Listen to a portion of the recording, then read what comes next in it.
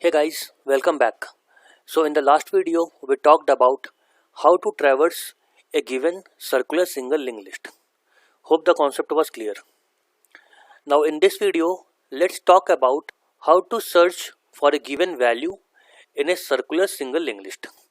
So once again the algorithm is exactly same as single linked list. That is, let's say if we want to find if this linked list over here has value 50 or not.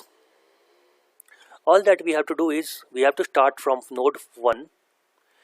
Is this value equal to 50? No. So we go to next node. Is this value equal to 50? No. So we go to next node. Is this value equal to 50? No. We go to next node. Is this value equal to 50? No. We go to next node. Is this value equal to 50? Yes. So we print this node and return the method. Now let's take one more example. Let's say we want to search for 70. So once again we'll start from node 1. Is this equal to 70? No. We go to next node. Is this 70? No. Is this 70? No. Is this 70? No. Is this 70? No. Is this 70? No. Since node 6 is the last node, we will print saying 70 is not found in this list and return the method. Now you might be wondering that how we can avoid going round and round and falling in a infinite loop, because node 6 is pointing to first node and then we end up in a infinite loop. So the solution to that is very simple. Every time we visit any node, we also compare that node's address, is it equal to tel.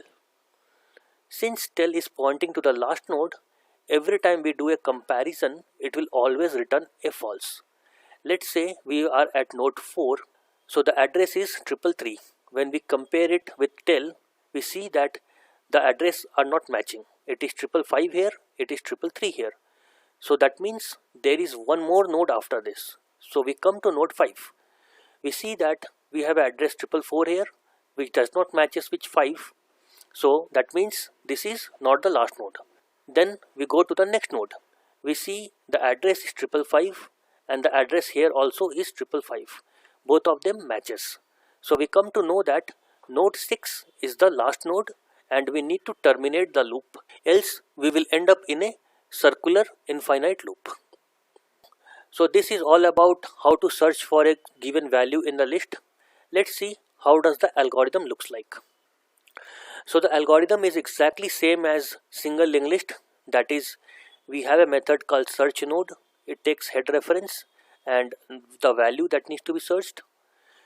We start a loop starting from the first till the last, and every time we do a comparison between the node's value and the value that we need to search. If both of them matches, then we print it and return the method. Else the loop keeps on going till we are at the last node. Once we are at the last node and we cannot find the value in the list, we declare that the value does not exist in the list and we simply return this method. Now let's see what is the time complexity and space complexity of this method. So looping from start till the end in the worst case will take order of n time, because we might have to visit each and every node out there in the list. Now doing some comparison and printing and returning is all of them are constant time operation.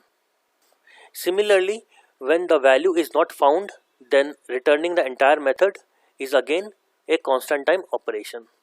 So once we add this order n with order 1, we get total time complexity of order of n. Space complexity is order of 1, and the reason is we are using some temporary variables, nothing more than that.